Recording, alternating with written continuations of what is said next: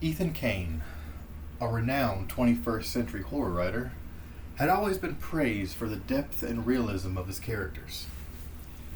His stories were graphic, dark, and played on the boundaries of reality and fiction. His readers often confessed to having sleepless nights after diving into his tales, and that was the greatest compliment Ethan could receive. But lately, his creativity seemed to have taken a dark turn of its own. At first, it began as whispers in the middle of the night, faint murmurs of voices he didn't recognize, but which spoke words he'd penned. Dismissing them as the product of overworking, he tried to shut them out.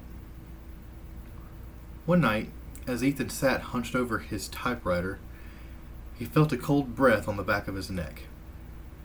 Startled, he looked around, half expecting to see one of his own creations standing behind him, but there was no one there.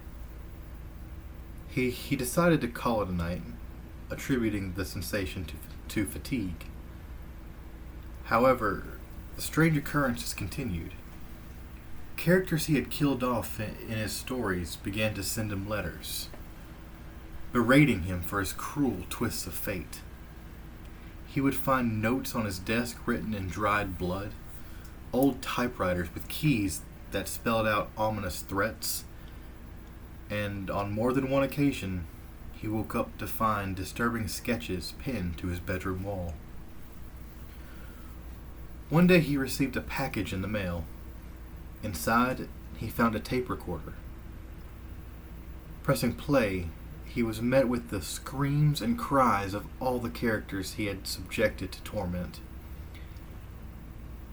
As the last scream faded, a deep voice whispered, "You created us, and we will not be silenced." Horrified, Ethan tried to seek solace by confiding in his closest friends, but they laughed it off, saying he was letting his own stories get the best of him. That was until the night Ethan vanished. His friends and family searched everywhere, but there was no sign of him. The only clue left behind was his latest manuscript, open on his desk with a note that read, "Every creation has a life of its own, and now I am theirs." The last chapter of the manuscript detailed the story of a writer tormented by his own creations, a writer who was ultimately consumed by them. The chilling conclusion left readers with one haunting question.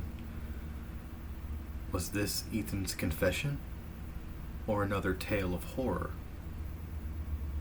Years went by, and Ethan's disappearance remained an unsolved mystery.